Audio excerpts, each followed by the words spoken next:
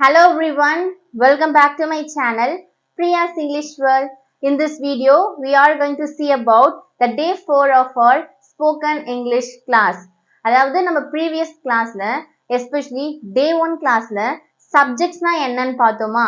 So இந்த வீடியோல நம்ம subjective pronoun and objective pronoun and at their uses எல்லாமே பார்த்தீங்கன்னா டீட்டெயிலா பார்க்க போறோம். நான் day 1 போட்ட வீடியோல subjectsனா என்ன, இங்கிலீஷ்ல இருக்க சப்ஜெக்ட்ஸ் உங்களுக்கு நான் எக்ஸ்பிளைன் பண்ணியிருந்தேன்.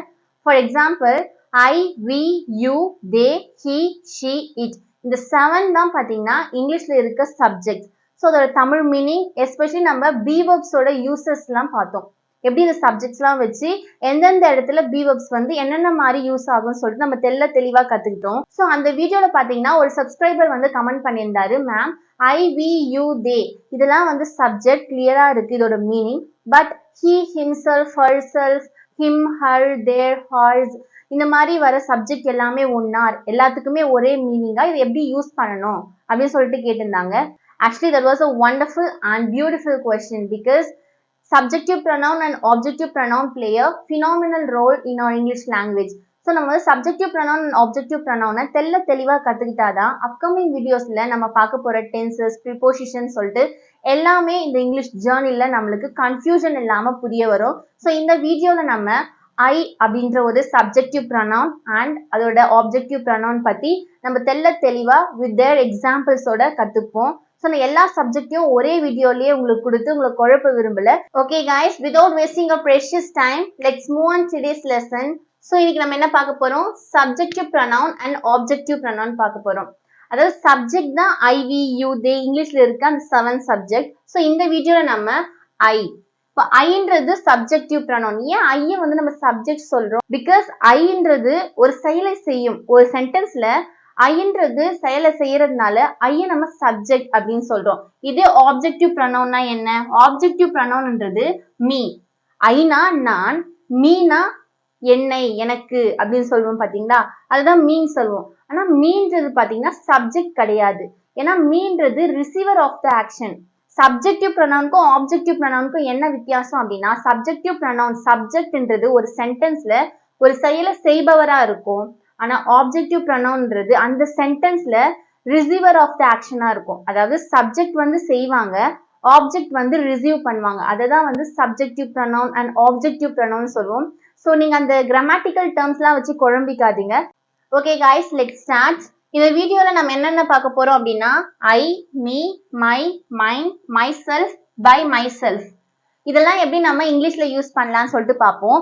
First we can start with I. ஐனா என்ன, நான். உங்க எல்லாருக்குமே தெரியும் ஐனா என்ன, நான். Okay, let's see some example. I eat an apple. இந்த சென்டென்ஸ்ல ஐன்றது சப்ஜெக்ட், ஈட்ன்றது verb and apple என்றது ஆப்ஜெக்ட். ஸோ நான் ஒரு ஆப்பிள் சாப்பிடுகிறேன். ஸோ இந்த சென்டென்ஸோட மீனிங் பார்த்தீங்கன்னா இதுதான். இந்த சென்டென்ஸ்ல பார்த்தீங்கன்னா இந்த ஆக்ஷனை செய்யறது யாரு, subject. So doer of the action என்ன, சப்ஜெக்ட் ஐ. அதனால தான் ஐயை வந்து நம்ம சப்ஜெக்டிவ் ப்ரொனவுன் சொல்றோம். ஸோ நெக்ஸ்ட் பாருங்க, ஐ கால்ட் பிரியா. ஐன்றது சப்ஜெக்ட், கால்ட்ன்றது verb, பிரியான்றது ஆப்ஜெக்ட். அதாவது நான் பிரியாவை அழைத்தேன். இதுதான் வந்து Tamil meaning of this sentence. இந்த சென்டென்ஸ்லயும் பாருங்க, அழைத்தேன்ன்றது verb, இந்த சென்டென்ஸ்ல பாத்தீங்கன்னா ஆக்ஷனை செய்யறது யாரு, ஐ, நான். சோ ஐன்றது சப்ஜெக்டா ஏன் ஆக்ட் ஆகுதுன்னு புரியுதா, ஏன்னா அது ஒரு சென்டென்ஸ்ல செயலை செய்பவரா இருக்கும். அதனாலதான் ஐய நம்ம சப்ஜெக்டிவ் ப்ரொனவுன் சொல்றோம். நெக்ஸ்ட் நம்ம என்ன பார்க்க போறோம் அப்படின்னா மீ. மீன்றது என்ன, ஆப்ஜெக்டிவ் ப்ரொனவுன் சொல்லுவோம். ஏன் அது ஆப்ஜெக்டிவ் ப்ரொனவுன் சொல்றோம்னு சொல்லிட்டு பார்ப்போம். மீனா என்ன, ஆக்சுவலா அதோட மீனிங் என்ன தமிழ்ல, என்னை, எனக்கு அப்படின்னு குறிக்கும். அதாவது ஐனா நான் அப்படின்னு சொல்லுவோம் தமிழ்ல, இதுவே மீனா என்னை, எனக்கு அப்படின்னு சொல்லுவோம். Okay, let's see some example. She gave me a chocolate. அவள் எனக்கு ஒரு சாக்லேட்டை கொடுத்தாள். இது வந்து completed action. ஸோ இந்த சென்டென்ஸ்ல sheன்றது சப்ஜெக்ட், gaveன்றது verb, மீன்றது ஆப்ஜெக்ட். எஸ்பெஷலி மீன்றது ஒரு ஆப்ஜெக்டிவ் ப்ரொனவுன். ஏன் நம்ம வந்து ஷீயை வந்து சப்ஜெக்ட் சொல்றோம், ஏன்னா அது வந்து டூயர் ஆஃப் த ஆக்ஷனா இருக்கு. மீன்றது ஆப்ஜெக்டா இருக்கு, அதுவும் இல்லாம இது வந்து ரிசீவர் ஆஃப் த ஆக்ஷனா இருக்கு. ஸோ நெக்ஸ்ட் சென்டென்ஸ் பார்ப்போம். Ram help me yesterday. ராம்ன்றது சப்ஜெக்ட், ஹெல்ப்ன்றது verb, மீன்றது ஆப்ஜெக்டிவ் ப்ரொனவுன். இந்த சென்டென்ஸ்ல பாருங்க, ராம் எனக்கு நேற்று உதவி செய்தான். Next my. மைனா என்ன, அதோட மீனிங் பாத்தீங்கன்னா தமிழ்ல என்னுடைய, அதாவது ஒரு பொசசிவ குறிக்கிற மாதிரி வரும். ஸோ இதை வந்து பொசசிவ் அட்ஜெக்டிவ்னு சொல்லுவோம். அதாவது அட்ஜெக்டிவ்னா என்னன்னா நவுனை டிஸ்கிரைப் பண்ணும், நவுனை பத்தி கொஞ்சம் சிறப்பா சொல்றதுதான் வந்து அட்ஜெக்டிவ்னு சொல்லுவோம். ஸோ மைன்றது பொசசிவ் அட்ஜெக்டிவ்னால அது வந்து நவுனுக்கு முன்னாடி தான் வரும். லெட்ஸ் சீ சம் எக்ஸாம்பிள், உங்களுக்கு நல்லா புரியும். மைனா என்ன, என்னுடைய அப்படின்ற மீனிங்ல ஆக்ட் ஆகும். ஃபர்ஸ்ட் எக்ஸாம்பிள் பாருங்க. திஸ் இஸ் மை புக், இது என்னுடைய புத்தகம். இது என்னுடைய புத்தகம். புத்தகம்ன்றது ஒரு நவுன், அது ஒரு பெயர் சொல். நவுன்னா ஒண்ணும் இல்ல, நவுன்ன்றது ஒரு பெயர் சொல். அதுக்கு முன்னாடி பாத்தீங்கன்னா மைன்ற ஒரு பொசசிவ் அட்ஜெக்டிவ் ஆக்ட் ஆகுது. இது என்னுடைய புத்தகம். நெக்ஸ்ட் பாத்தீங்கன்னா Ramya is my friend, Ramya என்னுடைய ஃப்ரெண்டு, என்னுடைய தோழி அப்படின்னு சொல்றோம் பாத்தீங்களா. அப்ப Ramya is my friend. So இந்த சென்டென்ஸ்ல ஃப்ரெண்டுன்றது நவுனு, பெயர் சொல். இதுக்கு முன்னாடி மை யூஸ் ஆகுது. ஏன் அப்படின்னா அது வந்து ஒரு பொசசிவ் அட்ஜெக்டிவ். அட்ஜெக்டிவ் எப்பவுமே நவுனை டிஸ்கிரைப் பண்றதா தான் வரும், பெயர் சொல்லுக்கு முன்னாடி வரும். நெக்ஸ்ட் பாருங்க மைன். மைன்னா என்ன, என்னுடையது. இது பாத்தீங்கன்னா பொசசிவ் ப்ரொனவுனா வரும். ஆக்சுவலா முன்னாடி பார்த்ததுல மைனா என்னுடைய பொசசிவ் அட்ஜெக்டிவா பார்த்தோம். இதை வந்து மைன்னா பொசசிவ் ப்ரொனவுன் சொல்வோம். ஆக்சுவலா இதோட எக்ஸாம்பிள் பார்ப்போம், உங்களுக்கு அது கிளியரா புரியும். This book is mine, this book is mine. இந்த புத்தகம் என்னுடையது. அண்ட் ஷீ இஸ் மைன், இதை வந்து நார்மலா மூவிலாம் சொல்லி கேள்விப்பட்டிருப்பீங்க, ஷீ இஸ் மைன், அவள் என்னுடையவள் அப்படின்னு சொல்லிட்டு. Last but not the least, myself. மை செல்ஃப்னா என்ன, என்னையே, நானே. இந்த மீனிங்ல வர்றது தான் மை செல்ஃப். மை செல்ஃப் பாத்தீங்கன்னா ரெண்டு டைப்ல வந்து யூஸ் ஆகும். அதுல ஃபர்ஸ்ட் ஒன் பார்ப்போம். ஃபர்ஸ்ட் பாத்தீங்கன்னா மை செல்ஃப்ன்றது ரிஃப்ளெக்சிவ் ப்ரொனவுன் சொல்லுவாங்க. மை செல்ஃப் மோஸ்ட்லி பாத்தீங்கன்னா நாங்க எப்படி ஞாபகம் வச்சுப்போம் அப்படின்னா செல்ஃப் செல்ஃப் அப்படின்னு, myself, himself, herself, ourself, தெம் செல்ஃப்ன்ற வேர்ட்லாம் ரிஃப்ளெக்சிவ் ப்ரொனவுன் சொல்லிட்டு ஞாபகம் வச்சுப்போம். ரிஃப்ளெக்சிவ் ப்ரொனவுன்னா என்னன்னு சொல்லிட்டு தெரிஞ்சுக்கிறீங்களா? ரிஃப்ளெக்சிவ் ப்ரொனவுன்னா என்ன அப்படின்னா ஒரு ஆக்ஷன், ஒரு செயல் இருக்குன்னா அந்த செயலை செய்யறதும் அவங்களாவே தான் இருக்கும், அந்த செயலை ரிசீவ் பண்றதும் அவங்களாவே தான் இருக்கும். ஃபார் எக்ஸாம்பிள் ஒரு சென்டென்ஸ்ல பாத்தீங்கன்னா செய்யறவரை வந்து நம்ம சப்ஜெக்ட்னுவோம், ரிசீவ் பண்றவரை நம்ம ஆப்ஜெக்ட்னு சொல்லுவோம். ஆனா இதுல பாத்தீங்கன்னா அந்த சென்டென்ஸ்ல செய்யறவரும் சேம் பர்சன், ரிசீவ் பண்றவரும் same person. For example I scolded myself, நான் என்னையே நான் திட்டிக்கிட்டேன் அப்படின்னு சொல்றேன்ல, நான் என்னையே திட்டிக்கிட்டேன். அப்போ ஐன்றது சப்ஜெக்ட், ஸ்கோல்டட்ன்றது வெர்ப், மை செல்ஃப்ன்றது ரிஃப்ளெக்சிவ் ப்ரொனவுன். ஓகே, இந்த சென்டென்ஸ்ல செயலை செய்பவர் யாரு, ஐ, நான். நான் என்ன பண்ணேன், திட்டுனேன். யாரை திட்டினேன், என்ன நானே திட்டிக்கிட்டேன். அப்ப ஐ ஸ்கோல்டட் மை செல்ஃப். இந்த ஆக்ஷனை செய்யறதும் நானு, இந்த ஆக்ஷனை ரிசீவ் பண்றதும் நானு, ஏன்னா நான் என்னையே திட்டிக்கிட்டேன்ல.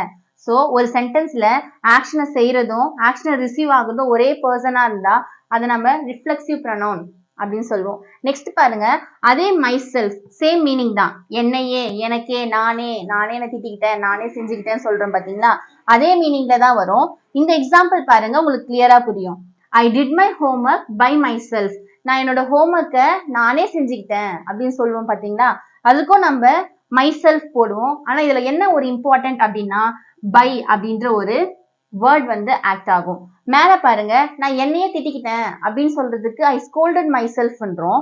ஆனா செகண்ட் சென்டென்ஸ்ல என் ஹோம்ஒர்க்கை நானே முடிச்சிட்டேன் அப்படின்னு சொல்றதுக்கு I did my homework by மை செல்ஃப்ன்னுவோம். மோஸ்ட்லி பாத்தீங்கன்னா இந்த பை மை செல்ஃப்ன்றது எதுக்கு வரும் அப்படின்னா அலோன். மோஸ்ட்லி பாத்தீங்கன்னா நானே ஒரு விஷயத்த தனியா செஞ்சுட்டேன், I did my homework, I founded the answer by myself அப்படின்னா நானே தனியா ஒரு விஷயத்த செஞ்சுட்டேன்றப்போ இந்த பை மை செல்ஃப் அலோனா குறிக்கிறப்போ பை மை செல்ஃப்ன்ற ஒரு ஆப்ஜெக்டிவ் ப்ரொனவுன் பாத்தீங்கன்னா யூஸ் ஆகும்.